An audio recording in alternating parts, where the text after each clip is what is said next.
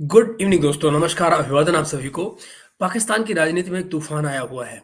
आप जानते हैं कि जब से चुनाव खत्म हुए हैं 8 तारीख को, उसके बाद से पीटीआई जिसका बहुमत उस नज़रिए से है कि जो उसके इंडिपेंडेंट्स लड़ाए गए थे, आप जानते हैं कि पीटीआई का चुनाव चिन्ह ले लिया गया था इलेक्शन कमीशन के द्वारा और उसके बाद में उनको बिना चुनाव चिन्ह के अपने जो उम्मीदवार थे, उनको इंडिपेंडेंट्स की तरह से यानी स्वतंत्र उम्मीदवारों की तरह से उतारा गया था और वो मेजॉरिटी में उस तरह से आए हैं कि एक नंबर उनका अच्छा खासा जो है वो जीत कर आया है। ये बड़ा हैरानकुन नतीजा था जो इलेक्शन ने थ्रो किया बाहर, लेकर आया जो इस इलेक्शन में आया बाहर। लेकिन ये तूफ़ान जो अब वहाँ उठ रहा है, ये रुकने का नाम नहीं ले रहा है और दिन पर दिन हर रोज़ नई चीज़ें उभर कर आ रही हैं। मेरा मेरा आज जो मन था आपसे वो इस तमाम डेवलप होती हुई राजनीति के बारे में बात करने का था कि नवाज़ शरीफ क्या कर रहे हैं और बाकी लोग क्या कर रहे हैं। लेकिन मुझे वो सब कुछ छोड़ना पड़ा क्योंकि जो आज धमाका हुआ, वो बहुत बड़ा है और उसमें इतनी ताकत है इस धमाके में, राजनीतिक धमाके में इतनी ताकत है कि जो स्ट्रक्चर है, जो तमाम पॉलिटिकल स्ट्रक्चर है पाकिस्तान का, वो अपनी जड़ों से इस वक़्त हिल रहा है। अपनी जड़ों से हिल रहा है। ये मैं बड़ी ज़िम्मेदारी से आपको बता रहा हूँ। इनफैक्ट अभी आने वाले मिनटों में जो कुछ मैं आपको दिखाने, सुनाने वाला हूँ, आप खुद उससे इस बात का अंदाज़ा लगा पाएँगे कि जो मैं कह रहा हूँ उसकी गंभीरता क्या है। आज दिन में क्या हुआ है, रावलपिंडी के कमिश्नर रावलपिंडी के इलाके के जो कमिश्नर हैं, उन्होंने अपने पद से इस्तीफ़ा दे दिया और पद पद से इस्तीफ़ा देने से पहले उन्होंने एक एड्रेस किया और ये कहा कि इस चुनाव में वो कैंडिडेट्स जो 50,000 70,000 से जीत रहे थे, उन्हें हरवाया गया है और उनके हरवाने में chief election commissioner of Pakistan और उसके अलावा उन्होंने चीफ जस्टिस का भी नाम लगाया कि चीफ जस्टिस और chief election commissioner of Pakistan ये सब के सब शामिल हैं उन लोगों को जिताने में जो दरअसल हार रहे थे और हार रहे थे किन मार्जिन से 50,000 से 70,000 की मार्जिन से। ये ऐसे मार्जिन है दोस्तों कि जहां आप ये देखिए कि जो अभी हमजा जीते हैं, शहबाज शरीफ के बेटे जो चुनाव जीते हैं, वो 5,000 से जीते हैं। यानी कि जो आदमी इस वक़्त प्राइम मिनिस्टर बनने जा रहा है, उसका अपना सगा बेटा टोटल 5,000 वोट से जीता है। तो आप ये देखिए कि कितने क्लोज़ मार्जिन्स जा रहे हैं। कुछ ज़रूर मार्जिन बड़े-बड़े गए हैं, जहाँ पर केपी के इलाके में स्पेशली जो इमरान खान के कैंडिडेट जीते हैं, इमरान खान के सपोर्टेड कैंडिडेट जीते हैं, वो ज़रूर बड़े-बड़े मार्जिन से जीते हैं। लेकिन मैं आपको ये बताऊँ कि पंजाब में ऐसी कोई नवाज़ शरीफ के लिए वेव चल रही हो, ऐसा नज़र नहीं आया है। वेदर इसमें एस्टेब्लिशमेंट का हाथ रहा है, फौज का हाथ रहा है और उन्होंने कंट्रोल्ड रिजल्ट्स दिए हैं। इसके आरोप बाकायदा पीटीआई लगा रही है। अभी तक ऐसे आरोप नवाज शरीफ की पार्टी ने जरूर नहीं लगाए हैं, मगर वो दिन दूर नहीं है, शायद उनको बाहर आना पड़ेगा। उनकी तरफ से अभी तक इस बारे में कोई एक्सप्लेनेशन नहीं दी गई है। मगर पीपीपी यानी जरदारी की पार्टी हो या मौलाना फजल रहमान हो या बाकी और पार्टियां हों, ये सब के सब जमात इस्लामी, ये सब के सब इस बारे में खुलकर कह रहे हैं कि इस इलेक्शन में धांधली हुई है। किसने धांधली की है? धांधली उन्होंने की है जो करते हैं, जो धांधली, जो इलेक्शन को कंट्रोल करने में जिनका सबसे ज्यादा फायदा होता है, वो जो पाकिस्तान की राजनीति में सबसे बड़े स्टेक होल्डर है या पाकिस्तान के रियासत में सबसे बड़े स्टेक होल्डर हैं, let's put it this way. खैर, मैं आपको इससे पहले की देर हो, मैं आपको रावलपिंडी के उन जनाब की एक स्टेटमेंट सुना देता हूँ। देखिए, सबसे पहले तो आपको उनकी विजुअली दिखा देना चाहिए ना मुझे कि मतलब ये है कौन? ये रहे वो कमिश्नर साहब, जिन्हें आप देखेंगे अपनी स्क्रीन पर। ये रहे वो कमिश्नर साहब जिन्होंने आज रिजाइन किया है और जिन्होंने धमाका खेज अपना दिया है स्टेटमेंट और इस्तीफा देने से पहले। मगर साथ ही दोस्तों, ये लीजिए, मैं आपकी शुरुआत किए देता हूँ वीडियोस की जहां पर वो भाषण दे रहे हैं। वो वक्त आने वाला है कि वजारत उस्मा देने वाले वजारत ये मैं मुझे आपको सुनाना है, बड़ा इंपॉर्टेंट स्पीच है। ये जनाब ख्वाजा साद रफीक है, ये आपको बताने जा रहा हूँ क्योंकि ये इससे जुड़ा हुआ है।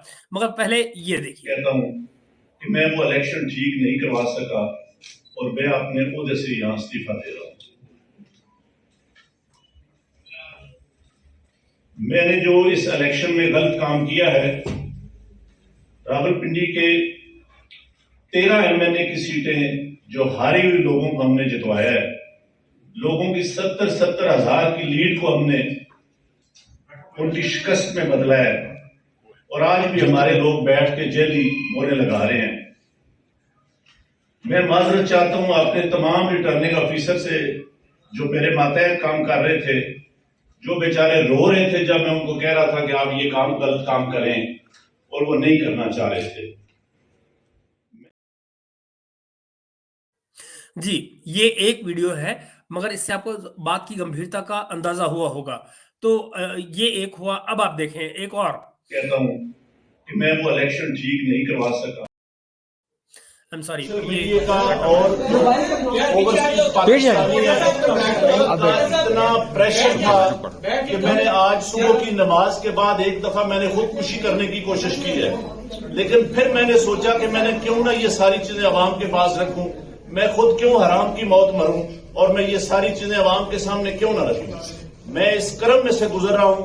मेरी तमाम ब्यूरोक्रेसी से गुजारिश है कि आपने इन सियासी लोगों के लिए जो मुख्तलिफ शेरवानियां सवा के मिनिस्टर बनने को फिर रहे हैं, इनके लिए कोई गलत काम न करें।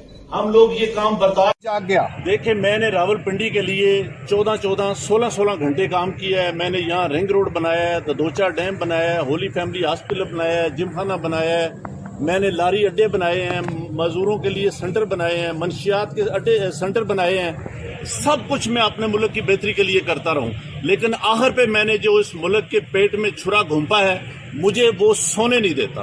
मैं ये सुकून की मौत मरना चाहता हूं।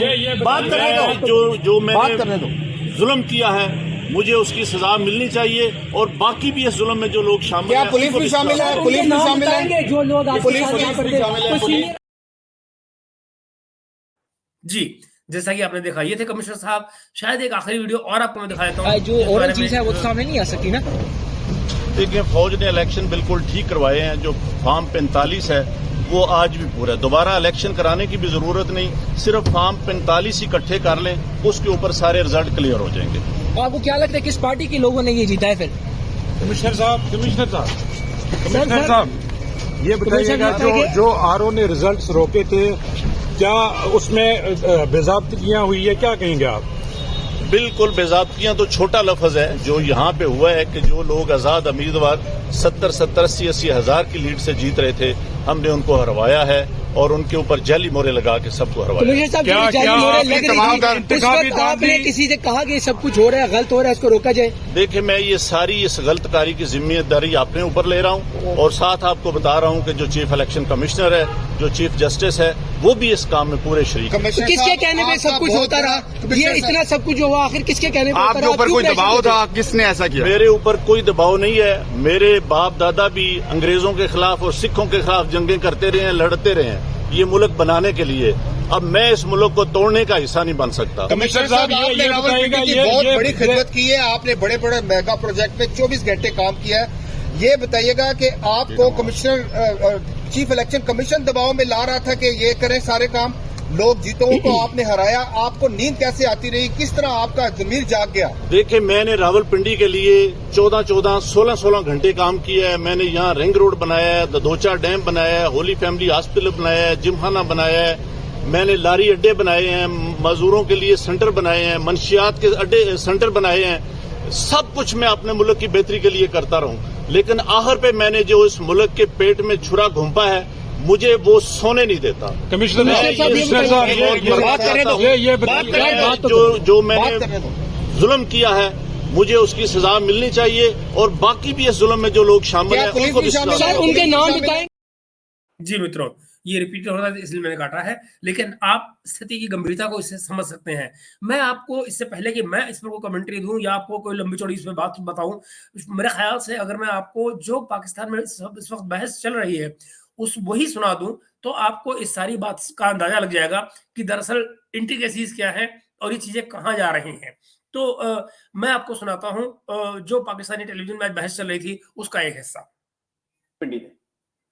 पहली बात तो ये है कि ये पूछा जाए कमिश्नर साहब कि आपका क्या रोल था इलेक्शन। आपका तो मॉनिटरिंग रोल भी नहीं था। देखिए ना ये किसी के आरओ थे, ना डीआरओ थे, ना आईनी कानूनी तौर पे ये किसी को प्रेशराइज कर सकते हैं, ना ये किसी जगह के ऊपर इंटरफेरेंस कर सकती है। तो इन्हें कैसे मालूम हुआ कि वहां पे? ये मैं आपको बता दूं इस रिकॉर्डिंग को रोकते हुए कि ये हनीफ अब्बासी साहब बोल रहे हैं, जो कि रावलपिंडी के ही इलाके से जीते हुए हैं। ये जीते हुए कैंडिडेट हैं, इनका नोटिफिकेशन हो चुका है। ये बहुत जल्दी ही जैसे ही पार्लियामेंट में कार्रवाई शुरू होती है तो ये अपनी हलफ लेंगे, वहां पे अपनी ओथ लेंगे। लेकिन ये वहां है हनीफ अब्बासी जो ऑलरेडी इलेक्शन जीते हुए हैं और वो बोल रहे हैं सब पे लग रहे हैं और ये लग रहा है कल मेरे साथ 6 बजे तक 2 मीटिंग्स में शामिल थे, मुबारकबादें दे रहे थे।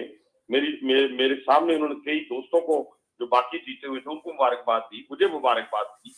मुझे जो मालूमात है वो यही है कि शायद फैमिली के अंदर इनके कुछ बच्चे बाहर हैं, शायद वहां से कोई प्रेशर आया है। 10 घंटे में इनका जो है वो अपना ज़मीर जाग उठा है। ये बात जो कही जा रही है और जो बच्चे बाहर हैं, इसका रेफरेंस इस बात से दिया जा रहा है कि पाकिस्तान में अक्सर परिवारों में इस समय डिवीजन पाया जा रहा है, जहां पर जो जिनके परिवार के कुछ लोग बाहर रह रहे हैं, घरों से बाहर रह रहे हैं, वो पीटीआई के मेंबर हैं। इनफैक्ट परिवारों के अंदर अक्सर ये डिवीजन देखा जा रहा है, जहां बाप जो है वो नवाज शरीफ की पार्टी को सपोर्ट करता है और बेटे जो है वो पीटीआई को सपोर्ट करते हैं, इमरान खान को सपोर्ट करते हैं। और ये डिफरेंसेस इस हद तक हैं, जो आपस में पॉलिटिकल डिफरेंसेस हैं, उनकी गहराई इस हद तक है कि वो घृणा में बदली हुई है, हेट में बदली हुई है। यानी कि आप जानते होंगे कि जो नून सपोर्टर्स हैं, यानी कि नवाज शरीफ की पार्टी के सपोर्टर्स हैं, उनको सरकास्टिकली पाकिस्तान में पटवारी कहा जाता है। तो ये जब इमरान खान के जो और जो सपोर्टर्स हैं, इनको सरकास्टिकली यूथिया कहा जाता है। ठीक वैसे ही जरदारी की पार्टी के लोगों को जियाला कहा जाता है। जियाला तो चलो उस तरह सरकास्टिक नहीं कहा जाता, वो तो बड़ा प्राउडली उस लफ्ज को लेते हैं, तो जियाले उनको कहा जाता है। तो यहाँ इस केस में अक्सर ऐसा होता है कि बेटा घर आता है और अपने घर वालों से पूछता है कि वो पटवारी कहाँ है। पटवारी कहाँ है मतलब बाप के बेटे के लिए अपने वो लफ्ज इस्तेमाल कर रहा है सरकास्टिक के लिए कि नून का सपोर्टर कहाँ है, यानी कि नवाज शरीफ की पार्टी का सपोर्टर कहाँ है। तो ये स्थिति है। तो मैं आपको अंडरलाइन ये करने की कोशिश कर रहा हूँ कि विद इन पाकिस्तान परिवारों के अंदर डिवीजन पॉलिटिकल डिफरेंसेस की वजह से इस हद तक हो चुका है कि बाप अपने बेटे से नहीं बात करता है। परिवार में जो गलतफहमियां आती हैं वो पॉलिटिकल डिफरेंसेस की वजह से आ रही हैं। ये हालात है। या ये कि इमरान के सपोर्टर जो है वो नवाज शरीफ की पार्टी के सपोर्टर से मैरिज नहीं करेंगे घरों में। इस तरह की चीजें हैं। आगे देखते हैं। मैं तो हैरान हूं इनके जमीर के ऊपर कि 18 तारीख की उनकी रिटायरमेंट है और आज ये हीरो बनने के लिए और सोशल मीडिया का शिकार हुए हैं। यानी सोशल मीडिया के ऊपर मुझे वायरल हो जाऊं मैं, तो वायरल होने के लिए अब इस बंदे के लिए और भी बहुत सारे लोग मौजूद हैं पाकिस्तान में जो ये साजिश करना चाहते हैं कि अदम इस्तेहकाम की तरफ पाकिस्तान को धकेला जाए। ये बयानात पाकिस्तान के खिलाफ बयानात हैं, ये किसी इंतखाबी उज़रदारी के खिलाफ नहीं है। और इस हवाले से मैं बिल्कुल क्लियर और क्रिस्टल हूँ। हम लोग हैं, हमारे पास फॉर्म 47 है, 48 है, 49 है, 45 है, हर चीज मौजूद है। ये कोई फौर अदालतें मौजूद हैं। अभी नोटिफिकेशन हो गया हमारा, नोटिफिकेशन के बाद ट्रिब्यूनल बनेंगे, ट्रिब्यूनल में जाके हारने वाला अपने आप को साबित करे। ठीक, हनीफ अब्बासी साहब पाकिस्तान मुस्लिम लीग नून के रहनुमा NH56 से कामयाब उम्मीदवार हमारे साथ मौजूद थे। वो ये कह रहे थे कि अभी 10 घंटे पहले तक उनसे मेरी मुलाकात हुई थी, मुझे मुबारकबाद भी दी थी, लेकिन अचानक से उनका ज़मीर कैसे जाग उठा, ये बड़ा सवालिया निशान है। सीनियर तहसीलदार इफ्तिखार अहमद साहब हमारे साथ। इफ्तिखार अहमद साहब, ये इफ्तिखार अहमद साहब अपनी कमेंट्री देने जा रहे हैं। ये लंबी कमेंट्री है, लेकिन ये आपको तमाम सिचुएशन को समझाने में बहुत बड़ी भूमिका अदा करेगी। बहुत सीरियस जर्नलिस्ट हैं, सीनियर जर्नलिस्ट हैं पाकिस्तान के इफ्तिखार अहमद साहब। मैं आपको इनके बैकग्राउंड के बारे में जरा सा इतना बता दूं, सिर्फ क्योंकि वो उनके क्रेडिट को जाता है कि ये वो जर्नलिस्ट हैं जिन्होंने जुल्फिकार अली भुट्टो की जब फांसी हो गई थी उसके बाद में उन जजों में से एक जिन्होंने फांसी की सजा सुनाई थी, उनमें से एक का इंटरव्यू लेते हुए इन्होंने उनके मुंह से बात निकलवाई थी कि दरअसल उन्होंने दबाव में, पॉलिटिकल दबाव के अंदर ये जुडिशियल मर्डर किया था, यानी कि जुडिशियल गलत फैसला दिया था दबाव के अंदर और जुल्फिकार अली भुट्टो को फांसी दी थी। तो ये उनके क्रेडिट पे है। जवाब दे नाम से उस जमाने में प्रोग्राम किया करते थे, if I am not wrong Jio पर किया करते थे। और तो एक लंबी हिस्ट्री है, बहुत सीनियर जर्नलिस्ट हैं। तो अब हम बात करेंगे, इस समय जो हम सुनने जा रहे हैं वो उनकी कमेंट्री है, उनसे भी इस बारे में बात करेंगे। इफ्तिखार साहब, बड़े इल्जामात लगा दिए, बड़े बड़े नाम ले दिए कमिश्नर रावलपिंडी ने, क्या कहेंगे आप इस पर? कमिश्नर रावलपिंडी ने जो कहा वो इस बात का सबूत है कि पाकिस्तान का मौजूदा तमाम इंतजामी ढांचा वसीदा हो चुका है और अब ये गिरने के करीब आ गया। अगर एक कमिश्नर जानते हुए तो इस बयान से पार्लियामानी जमहूरियत का जो सिलसिला है वो भी खत्म हो सकता है, क्योंकि ये बाद में वादामात गवाह भी बन सकता है। और ये वादामात गवाह किसके खिलाफ बनेगा? पार्लियामानी सिस्टम के खिलाफ, इन इंतखाबात के खिलाफ, इन इंतखाबी नताइज के खिलाफ जिसके खिलाफ ऑलरेडी बहुत सारी सियासी जमातें और सियासी दलें अपनी अपनी जगह पे एहतजाज करते हैं। ठीक, तो ये कमिश्नर जो है ये पूरे ये निजाम को लेके जी बैठेगा। जी प्लीज कंटिन्यू करें इफ्तिखार साहब। नहीं प्लीज प्लीज जारी से आप। जी इफ्तिखार साहब, जैसे कि दोनों जो पार्टी के रहनुमा हैं, हनीफ अब्बासी साहब की गुफ्तगू भी आपने मुलाहिजा की है, इससे पहले राना सनाउल्लाह साहब भी बात कर रहे थे, तो अब इनकी इस कंडीशन को ज़हनी कंडीशन और कुछ प्रेशर है उन पे, इतने अरसे बाद क्यों बोले, ये सारी जो एक है चीजें कहने की कोशिश की जा रही है, इस तरह का इमेज देने की कोशिश की जा रही है, लेकिन कितना बड़ा सवालिया निशान है ये इफ्तिखार साहब एक जमहूरी प्रोसेस पे, पूरे इलेक्टोरल प्रोसेस पे। मैं तो साफ कह रहा हूँ जी आपको कि पाकिस्तान के जो निज़ाम में बुशीदगी थी वो आज खुल के हमारे सामने आ गई, हमारे सामने नाच रही है। एक डिवीजन का कमिश्नर कहता है कि 13 MNA जो जीते थे वो जाली जीते थे, आप उन 13 MNA को आज निकाल दें तो एक सियासी पार्टी का तो मौका भी यही है। और उस सियासी पार्टी ने गुज़श्ता रोज गैर मुल्कियों को अजीब अजीब चीजें दिखाई जिनको 45 उनका फार्म कहते रहे। तो ये कोई इतना आसान मामला तो नहीं है जो आप ले रहे हैं, it's a very serious matter. और ये मुझे तो ये पूरे के पूरे निज़ाम को पैक करने के लिए कोई रीजन होनी चाहिए ना, तो वजह बयान की जाती है, तो एक वजह फिर ये बयान होगी अगर सारा सिस्टम पैक किया जाएगा एक कमिश्नर का। और मुमकिन है ये मौजूदा लोग ना हो इस सिस्टम को पैक करने वाले, अब अंदर से एक आवाज उठाई जाएगी और वो इंतजामिया के ढांचे में से आवाज उठाई जाएगी। इंतजामिया में जो लोग बैठे हुए थे जिनको हम कह रहे थे वो खास सियासी सोच को सपोर्ट करते हैं और फैसिलिटेटर हैं, तो आज खुल के तो बात हमारे सामने आ गई। मैं एक बहस में नहीं पढ़ता कि उसने क्या कहा, क्या नाम है, फैसलाबाद वाले ने क्या कहा और उसने क्या कहा, मेरा उनसे कोई तल्लुक नहीं, वो सियासी बयान दे रहे हैं। मुझे तो ढांचा जो है पैक होता नजर आ रहा है और ये ढांचा पूरे मुल्क में पैक होगा, ये किसी की गलतफहमी है। और एक कमिश्नर इतनी गैर जिम्मेदाराना गुफ्तगू अगर आके कर रहा है तो बहुत संजीदा मामला है। इस कमिश्नर के पास सिर्फ यही खुफिया इतलात नहीं होती, हर कमिश्नर के पास उसके लॉ एंड ऑर्डर की सिचुएशन के बारे में होती है, जो वहाँ पे बदमाश गुंडे होते हैं उनके बारे में उसके पास इंफॉर्मेशन होती है, वहाँ के सियासी मामला के बारे में उसके पास इंफॉर्मेशन होती है, या रेवेन्यू के रिकॉर्ड के बारे में उसके पास इंफॉर्मेशन होती है। इस किस्म की गैर जिम्मेदाराना एटीट्यूड अख्तियार करना ये बड़ा इंपॉर्टेंट सवाल है। जब अभी किसी ने कहा कि गालिबन अगले महीने उनकी रिटायरमेंट है, तो रिटायरमेंट से इतना पहले ये बयान देना और इलेक्शन के इतने दिन के बाद ख्याल आ जाना, और खास तौर पे एक सियासी जो पार्टी है उसका जो कल का शो था जो उन्होंने गैर मुल्की अखबार यूसुफ के लिए बनाया, उसमें उनको इतनी कामयाबी हासिल नहीं हुई। It has not been reported जितना वो चाहते थे। तो अब ये अपने जमीन का जो बोझ उतारना चाह रहे हैं। मेरा ख्याल है कि इस जमीन के बोझ के मामले में 70 हज़ार की लीड उसको कहता है मैंने दी, इसका मतलब है जो मुखालिफ उनको वोट ही नहीं मिला, नंबर 1। और मुझे जो सबसे ज्यादा खौफनाक फिक्र नजर आया कि उसने कहा कि 1971 के वाकयात हो सकते, मैं खुदा का खौफ करे ये शख्स। 1971 में क्या हुआ था? 1971 में पाकिस्तान के 2 टुकड़े हो गए थे। अब पाकिस्तान की फेडरेशन के पास जो है 4 हिस्से हैं पाकिस्तान की फेडरेशन के, और एक सियासी रहनुमा ने कुछ अर्से पहले कहा था कि वो मुस्तकबिल में पाकिस्तान को तीन पर नहीं देखता। तो अब ये मामला बड़ा संजीदा है। मैं इसको इस अंदाज से देख रहा हूँ कि किस तरीके से रिलेट कर सकते हैं आज की पाकिस्तान की सूरत को 1970 और 71 की सूरत से, क्या इसमें रेलिवेंस है, इसमें क्या कॉमन चीज है, ये भी तो बताए ना।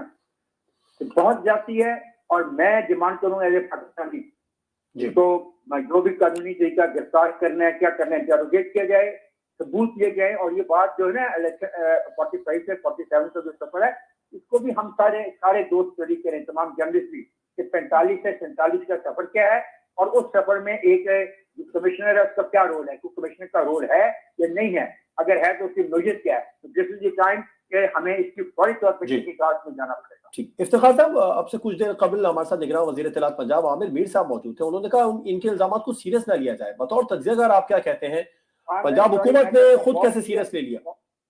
बहुत सीरियस मामला हैं, बहुत संजीदा मामला हैं। पाकिस्तान जो ढांचा है एडमिनिस्ट्रेटिव, उसके अंदर कंप्लीट वसीदगी को आज तस्लीम किया है आदमी ने, और ये अगर शामिल है सारे मामले में। इतने दिन मैं उस बैठ में नहीं जाता, जमीर कब जा सकता है और जमीर कब नहीं जाता, जमीर तो किसी वक्त भी किसी का जा सकता है। इसकी तहकीकात सिर्फ और होनी चाहिए, आज से शुरू होनी चाहिए, और 72 घंटे में या 4 दिन के अंदर इसके तमाम अकायद जो लोगों के सामने आने चाहिए। वरना जो कुछ लोग चाहते हैं कि मुल्क में पार्लियामेंट डेमोक्रेसी पैक कर दी जाए, तो फिर ये उनके ठीक, इफ्तिखार साहब, जो जमातें सड़कों पर हैं, एहतजाज कर रही हैं इंतखाबी नताइज को लेकर, उनके तो मौक़िफ़ को तक़वियत मिली है इस बयान के बाद, लेकिन पाकिस्तान पीपल्स पार्टी और पाकिस्तान मुस्लिम लीग नून जो इंतखाबी मरहले से गुजर रही हैं, उनको क्या मतलब इख्तियार करता देख रहे हैं आप बतौर तस्वीर? उनके नुमाइंदों ने, एक नुमाइंदे ने जो बात की है ज़ेनी किसी इसके बारे में, मैं उससे इत्तेफाक नहीं करता।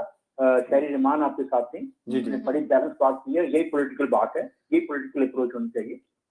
ऐसा तो नहीं है कि हम एक आदमी के कहने पे पूरे हुआ है। हमने can we afford new national assembly election? मेरा नहीं ख्याल कि हम इस पोजीशन में है इस वक्त जब इतनी मुल्क में तकसीम हो गई है, इतनी मुल्क में खिंचाव मौजूद है। ठीक, अब अबसार आलम साहब कह रहे थे कि होने चाहिए, टर्की में भी ये सिस्टम है, वो कि हमारे पास इतने पैसे नहीं है, लेकिन वही एक हल है। नहीं कह रहे हैं, अब देखें इस पर तो डिबेट होगी ना कि होने चाहिए नहीं होनी चाहिए। वहां तक जाने से पहले इसका तो फैसला हम कर रहे हैं कि जो जमीन का बोझ उनको तंग कर रहा है 70 हजार की लीड वाला, और वो पाकिस्तान के बारे में कहते हैं कि मुझे 1970-71 होता वो नजर आ रहा है। बड़ा अच्छा कमिश्नर है यार, इसको पता भी है कि 70 में 71 में क्या हुआ था, और मशरकी पाकिस्तान कहाँ था और मगरबी पाकिस्तान कहाँ था, और जो हमारी लाइन थी उसको बचाने के लिए हमारी अफवाज के पास, हमारे पास रास्ता नहीं था, जमीनी रास्ता नहीं था, हवाई रास्ता हमारा बंद हो चुका था, हमें किसी और मुल्क के रास्ते में से जाना पड़ता था। ऐसी 71 का वाकया मुझे नहीं समझ आती है कि किस किस्म की गुफ्तगू है ये, और लोगों को 71 के वाकये की पूरी समझ नहीं आती। वो समझते हैं सिर्फ इलेक्शन हुआ था LFO के पास, जो लीगल फ्रेमवर्क ऑर्डर, उसके बाद मुल्क टूट गया था नताइज की वजह से। नहीं जनाब, वो नताइज की वजह से मुल्क लहजा नहीं हुआ, उसके पीछे पूरी एक तारीख है, पूरी उसकी हिस्ट्री है। ये तो न करें ना ये अब चीफ इलेक्शन कमीशन के खिलाफ, मेरे लिए तो कोई नई बात नहीं। चीफ इलेक्शन कमीशन के खिलाफ एक सियासी जमात का मौक़िफ़ झटके के इलेक्शन के बाद वाज़ेह तौर पर हमारे सामने आया। उस वक्त उन्होंने मुतालबा किया कि इलेक्शन कमिश्नर बमा 4 इलेक्शन कमिश्नर जो हैं इस्तीफा दे। ये तो बहुत बड़ा मुतालबा है उनका। तो खेल में फिर खेल यही है ना कि उसको भी आप कंफ्यूजन में डाल दो, अपने भी रोल को, मतलब how can a commissioner change, ये बताए तरीका कार मुझे बता दो। चलो वो छप्पे तो नहीं लगने थे दोस्त, छप्पे लग गए पोलिंग स्टेशन के अंदर। उन छप्पे लगने के बाद कागज तैयार किए, उसको कहते हैं 45 फॉर्म। उस 45 पर जो पोलिंग स्टेशन में बैठे होते हैं तमाम सियासी पार्टियों के जो पोलिंग एजेंट होते हैं, उनके भी नाम और दस्तखत हैं। बिल्कुल ठीक है, उनके भी नाम और दस्तखत हैं। इफ्तिखार साहब, आपका मौक़िफ़ सामने, आपसे इस बारे में मजीद बात करेंगे। साबिक secretary election commission Kanwar Dilshad साहब ने भी हमें ज्वाइन किया है। कंवर दिलशाद साहब, बहुत शुक्रिया वक्त देने के लिए। बड़े इल्जामात लगा दिए हैं, आप क्या समझते हैं बतौर साबिक सेक्रेटरी इलेक्शन कमीशन के, क्या कमिश्नर के पास इतने इख्तियारात होते हैं कि वो 70 हजार की लीड को मैनेज कर सके? नहीं, देखा जी, इलेक्शन कवानीन के मुताबिक डिस्ट्रिक्ट रिटर्निंग ऑफिसर जो हैं वो रावलपिंडी के डिप्टी कमिश्नर हैं। अभी तक वो डिस्ट्रिक्ट रिटर्निंग ऑफिसर हैं। वो जो उनके जो तमाम इख्तियार जो हैं इलेक्शन के फॉर्म के तमाम इंतजाम वो होते हैं डिस्ट्रिक्ट रिटर्निंग ऑफिसर की निगरानी, और उनके नीचे होते हैं रिटर्निंग ऑफिसर।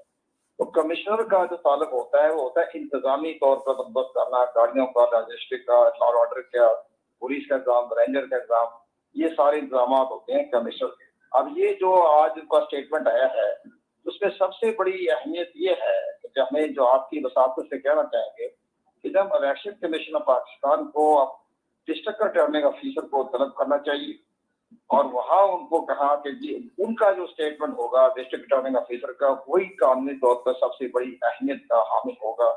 और कमिश्नर का जो स्टेटमेंट है उसको आप इंतजामी तौर पर तो उनकी इल्जाम को आप कह सकते हैं, लेकिन इख्तियार तो सारे डिस्ट्रिक्ट रिटर्निंग ऑफिसर के पास थे, और कमिश्नर के पास तो कोई रिजल्ट दिखाना या फारम दिखाना या फारम 45 को चेंज करना, टेम्परिंग करने वाली बातें जो है वो कमिश्नर के दायरा कार में नहीं आती।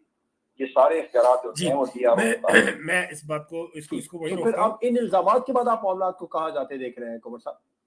मैं इसको यहाँ रोकता हूँ क्योंकि अब ये लंबा हो जाएगा, और बेसिकली जो मुद्दा है वो मैंने आपको क्लियर कर दिया कि ये क्या है। मैं असल में आपको बता दूं कि जो फॉर्म 45 है ये वो है जो पोलिंग बूथ पर तैयार होता है, जो आरओ के पास, और ये फिर इस समय जो सिस्टम चल रहा था पाकिस्तान में, उसमें क्या हो रहा था कि जो लोग पोलिंग ऑफिसर्स जो वहां थे वो लेकर रिटर्निंग ऑफिसर के पास लेकर जा रहे थे, इनको आरओज के पास लेकर जा रहे थे, और माना यह जाता है कि 45 से और फिर जो फाइनल बनता है वो 47 फॉर्म बनता है। लोगों का कहना है कि जो 45 में रिकॉर्ड है और जो 47 में है उसमें डिफरेंसेस हैं, और जो पीटीआई ने कुछ फॉर्म 45 दिखाए हैं उनमें सामने ये आया है कि दरअसल वो 45 फॉर्म जो थे वो गलत थे। मतलब आरोप तो यहां तक लगे हैं कि एआई जनरेटेड 45 फॉर्म्स थे वो, जो पीटीआई ने या इमरान खान की पार्टी ने कुछ दिखाए हैं अपनी बात को सही साबित करने के लिए। तो ये तमाम बहस इस वक्त पाकिस्तान में चल गई है।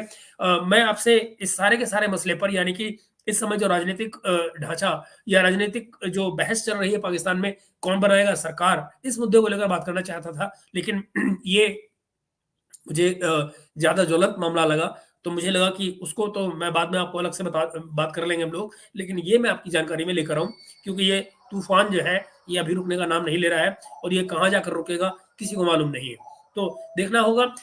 इसमें आज मैं शाम को सुन रहा था मुनीफ फारूक साहब को, वो भी समा टीवी से हैं और बहुत भाई की तरह से हैं, बहुत अच्छे दोस्त हैं मेरे। तो मुनीफ भाई का ये कहना था कि इस सबसे निकलने का शायद अब और कोई रास्ता नहीं है सिवाय इसके कि जो प्रोविंशियल इलेक्शंस हैं उनको रहने दिया जाए, क्योंकि वहां पर इतना मुश्किल नहीं हो रही है, लेकिन जो नेशनल असेंबली इलेक्शन है उनको दोबारा कराया जाए। और जिस तरह से अंतर्राष्ट्रीय स्तर पर खबरें आ रही हैं और जिस तरह से रिजेक्ट किया गया है इस इलेक्शन को अंतर्राष्ट्रीय स्तर पर, लोगों ने इन्वेस्टिगेशन की मांग की है, चाहे ईयू हो, चाहे यूनाइटेड किंगडम हो, अमेरिका हो, ऑस्ट्रेलिया हो, यूरोपियन यूनियन, सभी ने इसको रिजेक्ट किया है। तो रिजेक्ट किया है, ये कहा है कि हाँ नहीं इसमें गड़बड़े हैं और इन्वेस्टिगेशन होना चाहिए। तो मालूम नहीं कि ये चीजें कहाँ जाएंगी, लेकिन हाँ ये मैं आपसे कह सकता हूं कि ये तूफान अभी कहीं रुकने का नाम नहीं ले रहा है। देखना होगा कि कहाँ जाकर रुकता है। मिलता हूं मैं आपसे अगले वीडियो में, और उसमें मैं बात करूंगा आपसे कि अंदर क्या चल रहा है, गवर्नमेंट फॉर्मेशन की तरफ चीजें कैसे जा रही हैं, जा भी रही है नहीं जा रही हैं, किसके क्या डर है, कौन कैसी राजनीति खेल रहा है, ये बात करेंगे हम अगले वीडियो में।